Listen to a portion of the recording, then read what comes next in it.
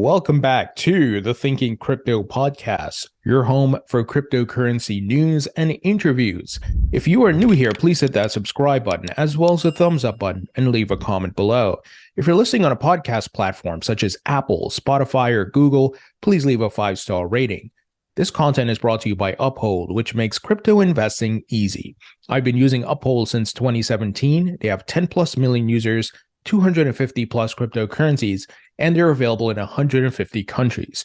You can also buy and sell equities and precious metals on Uphold. And like I said, I've been using this platform for a while, so I can vouch for it. But as with all exchanges, if you buy and sell on them, that's fine. But you should always custody your own crypto, not your keys, not your coins. If you'd like to learn more about Uphold, please visit the link in the description. All right, my friends, we got big news around Amazon and crypto and NFTs. Amazon over the years has been dabbling here and there, but they haven't made any major official announcements. So here's the exclusive scoop, so to speak, from Blockworks. Here's the headline: Amazon NFT initiative coming soon. The world's largest retailer has been hovering at the edges of Web3 tech for some time. So let me give you the details. Amazon is launching a digital assets enterprise, according to 4 sources familiar with the matter, who said that an NFT initiative is expected in the spring. Amazon has been shopping the digital collectibles effort to no shortage of power players in the industry per multiple sources.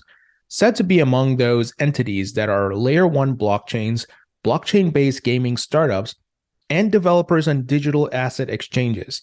There's a focus on blockchain-based gaming and related NFT applications, 2 sources said. One example in the works, per one source, getting Amazon customers to play crypto games and claim free NFTs in the process. The effort is still developing. Sources said April appears to be or have been penciled in for the e-commerce giant to make its bold crypto ambitions public. Amazon coming into the space is a big one for crypto for many different reasons. One source has said, "We knew it was possible," the source said, "but now it seems like it's really happening. That's going to affect the existing players in the space if they execute and do this right and are smart about it."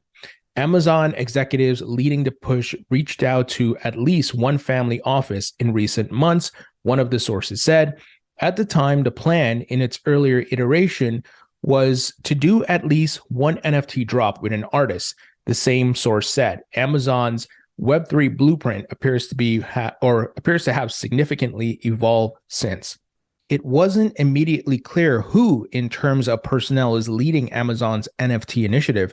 Details about the platform, which could include or would include certain NFT gaming initiatives, are still unfolding. But 2 sources said the platform is set to run out of Amazon proper rather than its popular web hosting platform, Amazon Web Services. An additional 5th source said Amazon has been exploring a number of other Web3 initiatives of late. When it comes to both the platform and Amazon's additional crypto forays, a number of internal hires would likely be a prerequisite, one source said. While the Amazon Web Services has posted occasional roles for developers and engineers in the Web3 realm, the e-commerce site is not as well known for exploring the crypto or blockchain arenas. An Amazon Coins program continues to exist following an introduction in 2013, but it is more akin to a straightforward loyalty program than a crypto initiative. Andy Jassy, the CEO of Amazon, has previously stated that he's open to the company selling NFTs and that the company is not closing the door to cryptocurrencies generally. Also an open question, the full extent of Amazon's Web3 ambitions and end goals. Whether the company intends to compete with the likes of OpenSea and Rarible isn't exactly clear, but 2 sources said both entities would view a successful launch as a substantial threat. Here's a quote: "With the number of customers Amazon has, they could make a huge splash in the NFT marketplace," one source said. So, guys, I don't think this comes as a shock or a surprise, right? Amazon is not going to be left behind. Web3 is here to stay. That includes NFTs, blockchain, crypto, digital assets, and so forth. These companies have to adapt or they will die. They will lose market share. We saw it with the internet. We saw it with in different disruptive technologies throughout history. So Amazon has to get on board. Those of you who've been listening to me over the years, we've talked about, or I proposed the idea that Amazon could mint a coin behind their Prime initiative called Prime Coins. So you are part of the Prime service, and you also can earn rewards by holding the Prime coin, which is on the blockchain. And of course, you can sell that in the secondary market and all those things. That's certainly a possibility. But Amazon getting into the NFT initiative makes sense. They've already have a digital product with digital books, and obviously they sell physical goods as well, but they already have, once again, a digital marketplace. So adding NFTs certainly makes sense. They have a bookstore, and of course, that's how they start, right? But let's say people list their books or their audio, whatever it is, and they include NFTs. That's like a natural evolution, right? And let me give you some examples of how Amazon has been dabbling in crypto throughout the years. So most recently, we heard about Amazon Web Services tapping Avalanche, which the native token of Avalanche is Aave, to help bring blockchain technology to enterprises and governments. So this was in earlier this month, January 11th, this news broke from CoinDesk. And if you go to Amazon's Manage Blockchain webpage, they highlight here that you can build different things on different blockchains, and they highlight they have Ethereum and Hyperledger Fabric. So they talk about here using Ethereum's node on Amazon Managed Blockchain, you can build an NFT marketplace or analyze Ethereum's blockchain data with your own dedicated node as the main interface to the blockchain. So this is something that this page has existed for years. I've shared it on the podcast here going back 2-3 years ago. And they've, of course, updated, they highlight the different details around the merge that took place for Ethereum and so forth. They even have a lot of educational content, like learn how to mint NFTs on Ethereum, Goaler test network using AMB and MetaMask. And that's an hour and 19-minute video that they have here on the website. Now, they also have a blockchain on Amazon Web Services page, which goes even deeper as to what you can do. Ethereum is mentioned, and other blockchains as well. And here they highlight Ripple as a partner. So AWS partner profile, they talk about RippleNet. They talk about Ripple's products, xCurrent, xRapid, xVia. Now, this is a little bit outdated because Ripple has, kind of merged these products into on-demand liquidity, but they highlight RippleNet's use cases and much more. So pretty amazing what they've been doing. And, they highlight XRP here, Ripple's vision for XRP. So they've been dabbling, guys. They've been dipping their toes, but it sounds like they're ready for a big launch this year, and it looks like it may happen in the spring. And boy, that would be pretty amazing for the markets, right? Bitcoin right now seems like it's moving into a reversal to 40 to 50,000, and we'll see if that actually happens. I'm not sure, but if the timing is right with the announcement of this news, they could send the markets into a really bullish momentum, sending the price upwards. So we'll have to wait and see, but I think this is coming. We've seen Google make their move. We saw PayPal make their move. A lot of big giants are making their moves. Amazon's not going to get left behind, right? They are going to take their position. So pretty big news here, and I'm excited. And as the article highlighted, they have a massive customer database. So when they launch, let's say, an NFT marketplace or whatever it may be, they just have to send an email. They just have to ping people in the app. And you already have millions of people that are going to come take a look, sign up, and so forth. That's pretty powerful. So keep an eye on this, guys. This is going to be pretty big. And I might just grab up some more Amazon stock. Not financial advice, but I'm just going to try to take the bet on that side as well. All right, let's move ahead. We got Gary Gensler in the hot seat. We got different members of Congress coming out today, going on TV and highlighting the continued failures of the SEC and Gary Gensler to help provide clarity for the crypto market. Gary Gensler is just going around using regulation by enforcement to shake down companies to fill his pockets with money. He's not the cop on the beat. He's the cop on the take. And of course, he has not provided clear regulations. He keeps saying the Howey test, is the standard and blah, blah, blah. But, the Howey test was created, how long ago? 70 years ago in the 1930s or whatever it was.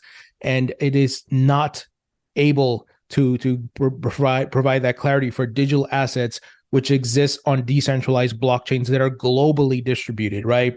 It's just asinine. But we know Gary's an ass. So first, Representative French Hill out of Arkansas, he is part of the House Financial Committee, which of course, has Warren Davidson, Tom Emmer, Bill Huizenga, who I recently interviewed. So let me play a clip of what he had to say here on CNBC today. Blockchain right now is an emerging technology. There are industries all over our country that are looking at how can blockchain or a distributed ledger be useful in their business to cut down on agency costs. And those don't always have to be completely disruptive. They might be more gradual as that innovation takes place. I mean, right now, for example, I love the comment the other day where somebody said a transaction using Bitcoin takes so long my coffee is cold. So this is not right now a technology that's ready for prime time in a real-time payments industry, but we want to make sure that America is the place for innovation in fintech, and blockchain and distributed ledger technology is part of that fintech future. Well, it has real consequences to not have a framework in place, and I'm not saying that Sam Bankman-Fried didn't bring it on himself, but we certainly enabled some of that to be offshore, and I mean, it's going to help. It's going to help the industry, and it's going to help the technology if Congress could get its act together. Do you think there should be a spot Bitcoin fund? That's not going anywhere now either. Yeah, so that's what we want to explore with this Digital Assets Committee. I think you'll see us look at a privacy law, a federal privacy law. I think you'll see us consider a stablecoin bill that we made progress on in the last Congress with work from our leader, Patrick McHenry, on the committee, and then Chair Maxine Waters. I think you'll see us explore what are the ramifications for the securities market and work with the Agriculture Committee in the House and Senate on the commodity aspect of it, trading the coins and running, how should the exchanges be overseen. All that's on the table, and all that's going to be a priority for this year. You think it's going to be this year, and you think it can be bipartisan when it's all said and done? That would take I don't know, that we're not there right now. Hey, I specialize in bipartisan. This is an area that's important for our country. We need this regulatory framework, and we need to come together to have it, or we're going to have continued chaos that we saw last year with a string of bankruptcies across the industry. That's not helpful to developers, to the industry, to innovation, and certainly not to investors and consumers. You can't really tell the SEC what to do, can you? I mean, that's going to be as long as Gary Gensler's there. Do you see any progress really being made?